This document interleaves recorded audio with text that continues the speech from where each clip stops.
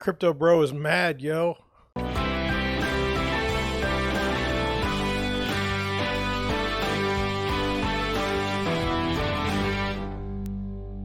Good afternoon. So, I've got something pretty fascinating today that I wanted to go over.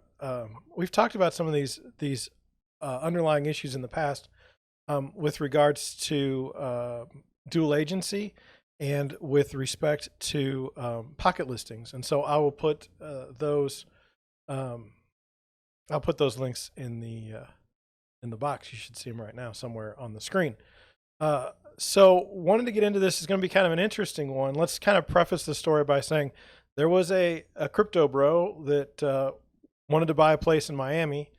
He bought the place in Miami, but he wanted to keep it on the down low. He didn't want anybody to know about it because he felt it was a security risk. And so then he was quite shocked to find that his $16 million purchase was being reported on and published, and therefore he lost his anonymity, and then he felt his security. So I wanted to go through it because, like I said, it's one of the more fascinating things I've seen this year, and let's get into it. So here's his Twitter feed.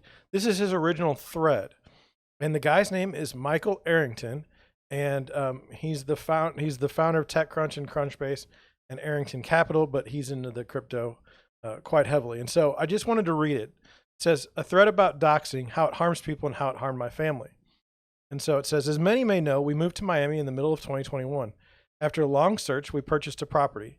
Because of the unique and violent security threats against people in crypto, we took extreme measures to preserve our privacy. We purchased the home via trust, and we had a confidentiality agreement in place. Nevertheless, the home purchase leaked and was covered extensively in the press. It was trivial to determine our exact home location. The information was leaked by Sotheby's, and in particular, Jessica Adams. At first, Ms. Adams denied leaking the information, but her extensive quotes in most of the articles were difficult to deny, and she later admitted to it, but claimed the confidentiality agreement wasn't valid. Her only reason for doing this was increased marketing exposure. She cared little or not at all for my family's safety. She knew quite well why we requested confidentiality, and she just didn't care. She also helpfully did a full walkthrough of video of the house on her Instagram after the sale closed, which showed important security features and where they are located. The result of this, we took ongoing legal action, and we were forced to move out of the house. Our security team could not find a way to make it work. And so that's his post. And then I just have this one ahead. I mean, he's got 300,000 followers. I mean, just a guy just posting stuff. And then I went to Google and I was like, okay, what is he talking about? And so there's this article here. Now, if you want to be a confidential, if you want to make a confidential purchase, it's probably not going to be very confidential if it's in the Mansion Global website. It says TechCrunch founder J. Michael Arrington buys Miami home for $16 million. I wanted to go over some of it because it's how you market high dollar listings or luxury listings. It says a waterfront 6-bedroom home in Miami's gated Old Cutler Bay community has changed hands for $16 million. And the buyer is J. Michael Arrington, founder of the popular tech website TechCrunch and cryptocurrency dominated hedge fund Arrington XRP Capital. Mansion Global has learned. Okay, that's totally something you'd see. But here's where you have to understand the marketing in real estate. So it says sitting on more than half an acre of the property, which is 140 feet of water line with a pool, a wooden deck, a coral rock adorned fire pit, a covered summer kitchen, and 2-car garage, according to the listing, with Jessica Adams with One Sotheby's International Realty.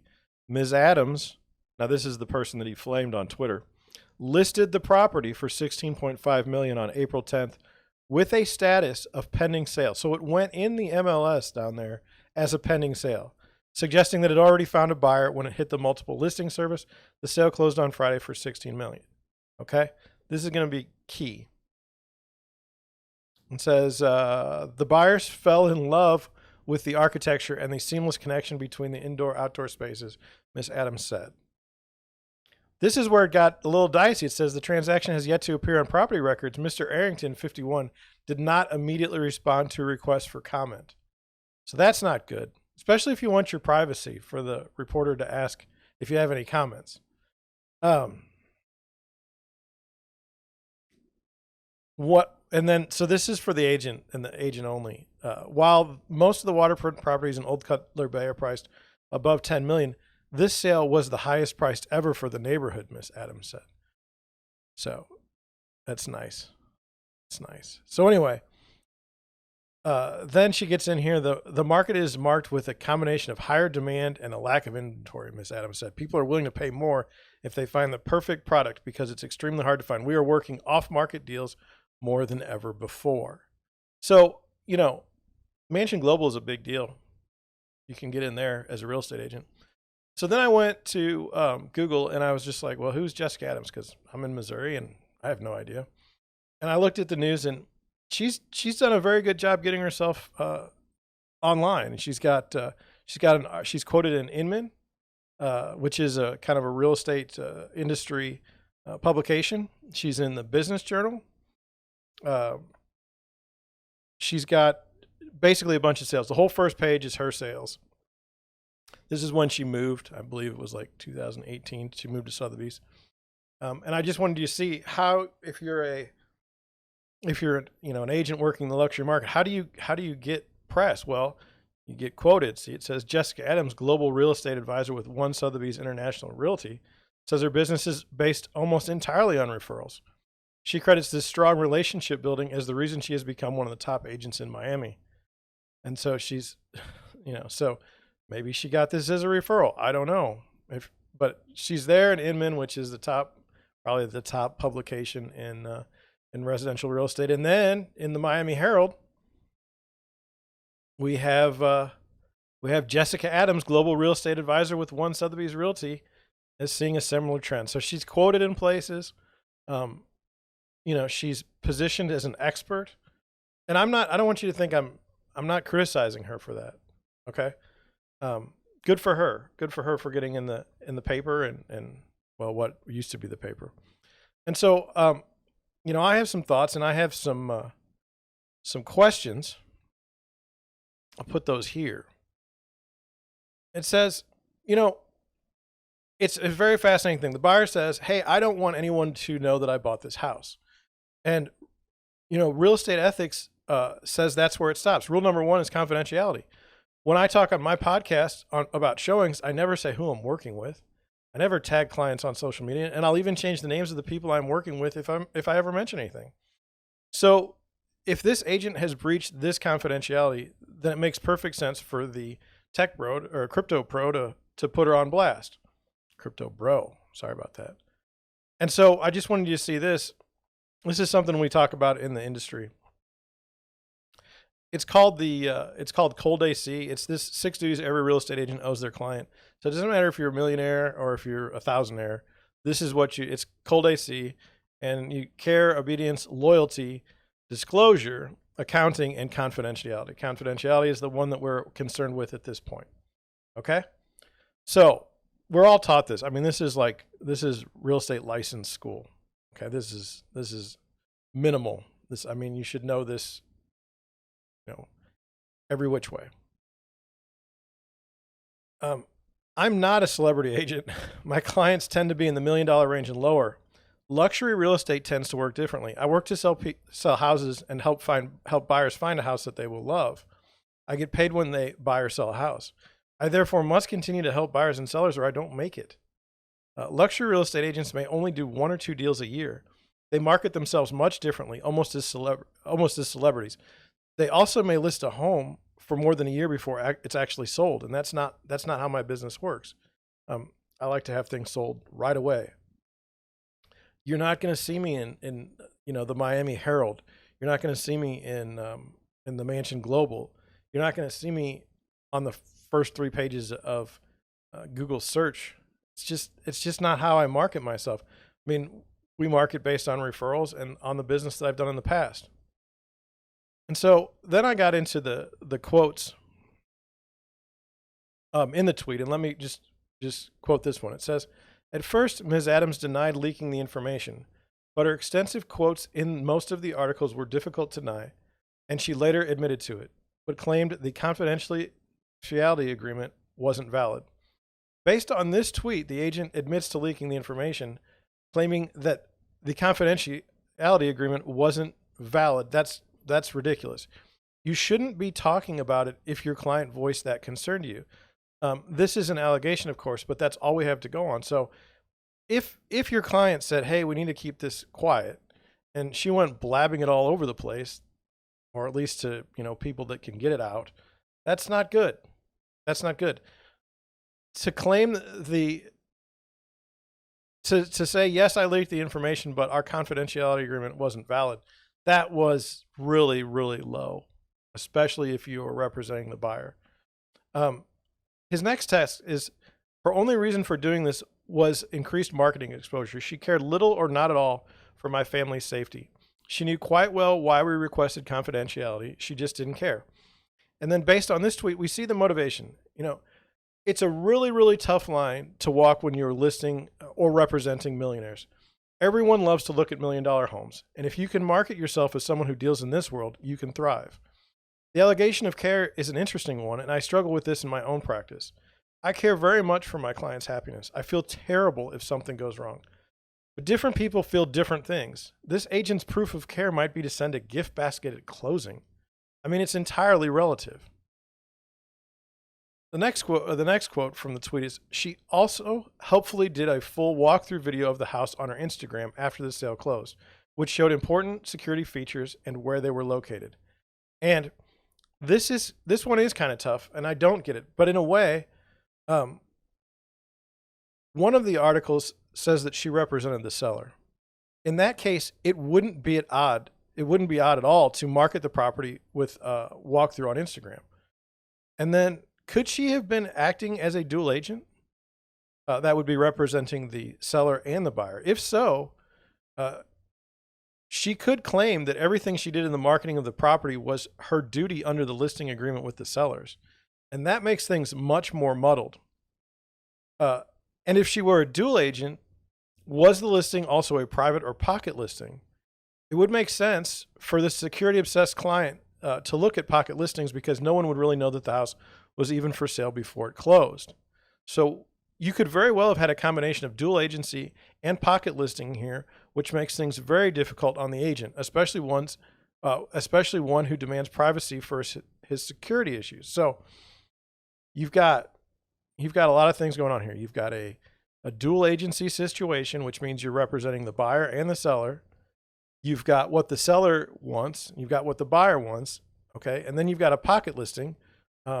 So, I mean, you've just got a bunch going on. You can see where Crypto Bro doesn't understand real estate brokerages. He calls out the company the agent works for, but the job of the brokerage is to gain talent. They very seldom ever work on a deal. That's usually reserved for the agent. The brokerage is just a band. Sotheby's is positioned as an aspirational brand. It's no different than McDonald's versus Burger King in that regard. If you're in a real estate brokerage, your job is to bring in more talent. Okay, more talent. That means people that agents that help, buy and sell homes and do a lot of transactions. That's your job. So the brokerage isn't going. Crypto Bro doesn't know that the brokerage. I mean, they're basically out as a recruiter. That's really all they do anymore. My judgment is this: if the agent did disclose specific information, specific to the buyer, that would be a bad thing. If the agent disclosed the property features and marketed the property as a means to market herself, she didn't do anything wrong. And that would have been quite common. Because she is representing the seller, it's quite possible that the seller wants the exposure to show people how wonderful their lives are and how great their house was. Where she got into trouble would have been if she was a dual agent and she was free to market the property on one side, but on the buy side, she had to abide by her buyer's confidentiality demands. That's where it's tough. The seller may want the most exposure possible. The buyer may be like this person and want absolute confidentiality. So she could have played it the way she played it, and it would make sense from my perspective to see how it went down. The only experience I have with this sort of thing is when I have syndicated listings on my website. From time to time, I'll get an email from someone who requests I remove the listing from my site, but I don't own my feed. That comes straight from the board. And so as soon as they remove it, I'm able to remove it from my site. People don't understand this and they get pissed. And I understand why. I just direct them to their agent and usually they get the listing removed. So this summer I had a guy email me every day. He's like, "You're threatening my livelihood. You're threatening my security by publishing this listing." And I'm like, "Your listing is all over Zillow, Realtor.com, and probably 20,000 other websites in the United States, and probably many more thousands in the world. I don't own that feed." And so it's not unusual for buyers to request, though, after a certain amount of time, that the listing be turned off and that the pictures go away for security. That's not really that strange or uncommon. So the big question is Crypto Bro wrong to be upset? I don't think so. He was misinformed as to what the duties are of a dual agent, but he was pursuing a path to anonymity and it didn't work out. The reason he wanted confidentiality is irrelevant. He doesn't have to justify his concerns or anything like that. Like, just because, like, on confidentiality, it doesn't matter what the reason is that your buyer wants to be, confidential. It doesn't matter if it's security. It doesn't matter if he just particularly doesn't like to talk about something on a particular day of the week. There's no difference. And then I went over and I was thinking, I was like, here's what I would have done differently. And in that, you can see why I don't get celebrity listings. One, if I'm the listing agent, we're not doing a pocket listing. We're signing a listing agreement and we're going to promote the hell out of the house. That means we're going to have awesome photos, video, walkthroughs, tours. We're going to submit the listing to the national press, everything we can do to get exposure to that house. And the reason for that, it prevents anyone with security concerns from buying the house because the exposure is everywhere. It prevents us from getting sued for discrimination, and it codifies the commission agreement so that there's no question on the listing terms. And number two, if I'm representing the buyer, I'm going to go over the security issues with the buyer. I'm going to know that ahead of time. I'm going to know that they want to have a very, very secure transaction. I'm going to use a trust, and I'm going to keep my mouth shut.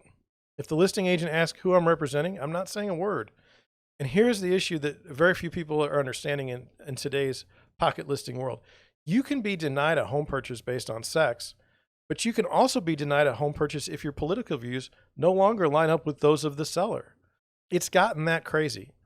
Even more wild is that it would be far easier to discriminate in the luxury listings category than others precisely because of pocket listings. This is why I avoid pocket listings. I don't avoid dual agency. I think that there's definitely a place for it in the business, but you can see the risks contained within this story. I mean, Crypto Bro's tweet was absolutely on point. When he writes, she also helpfully did a full walkthrough video of the house on her Instagram after the sale closed, which showed important security features and where they're located. If I've got $1 million listing, that thing's going on Instagram. That thing's going everywhere. Okay. The issue is Crypto Bro there didn't understand that she's representing the seller, and the seller probably is more than happy to get exposure for the house any way possible. So this was a relevant story. This is something that I see I can see being an issue. I'm not going to flame the agent. I'm not going to flame Crypto Bro on this one. I think they perfectly showed what can happen when you're doing a pocket listing and then a dual agency on top of that, especially with a client that demands privacy. If you enjoyed that, that's great. Maybe leave me a like, maybe put a comment in the comment section below, and maybe consider subscribing to my channel. With that, I'm going to head on out. Thank you for watching. Thank you for listening, and I'll catch you on the next one.